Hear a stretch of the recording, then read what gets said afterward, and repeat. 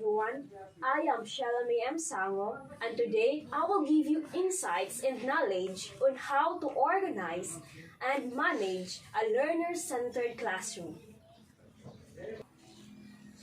The phrase learner-centered classroom is frequently one we hear in the field of education. And most educators would concur that having a student-centered classroom is unquestionably a best practice for 21st century learning.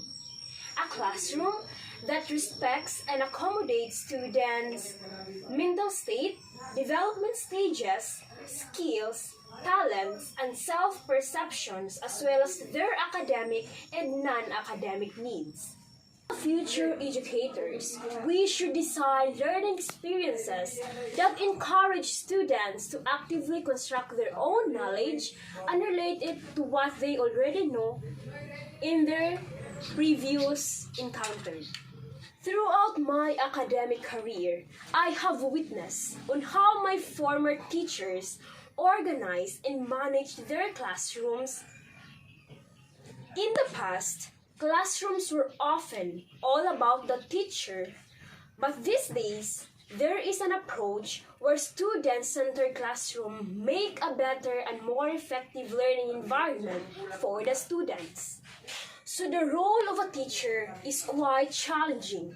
They act as a facilitators, guiding and encouraging students, and the resource for students to obtain and grasp knowledge. As I learn continuously in the learner-centered classroom or the environment, I am constantly thinking about this question. What does it really mean to have a learner-centered environment? What is the purpose of it? Later on, I generally realized the significance and the concept behind it.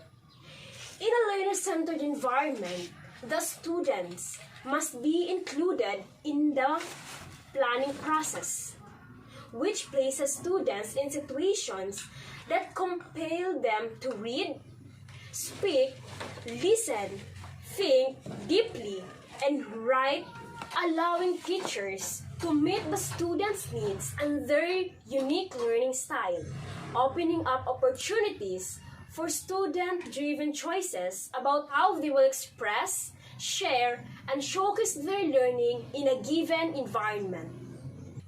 In order to create a learner-centered classroom, we must prioritize student voice and choice. Most importantly, in order to successfully manage a learner-centered classroom, we must consider a room structuring in order to encourage individualized learning, the group learning, and active learning. In this regard, it is critical to have easily arranged furniture, flexible setting, arrangement, and clean, well-lighted, well-ventilated, noise-free, and fresh classrooms. In addition, teachers and students understand that his or her contributions are required for the entire classroom to succeed.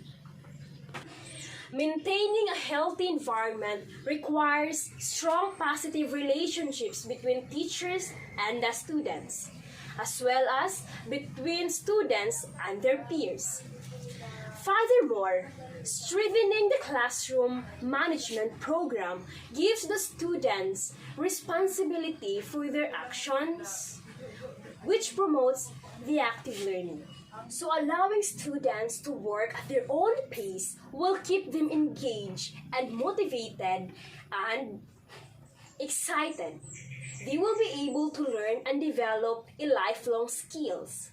This promotes students, strengthens individuality, encourages peer-to-peer learning, and fosters a collaborative learning environment. Students of all learning abilities and cultural backgrounds are increasingly becoming active participants in all classroom decision-making processes in following those strategies. So students' ideas and opinions are valued and help to enrich the learning environment.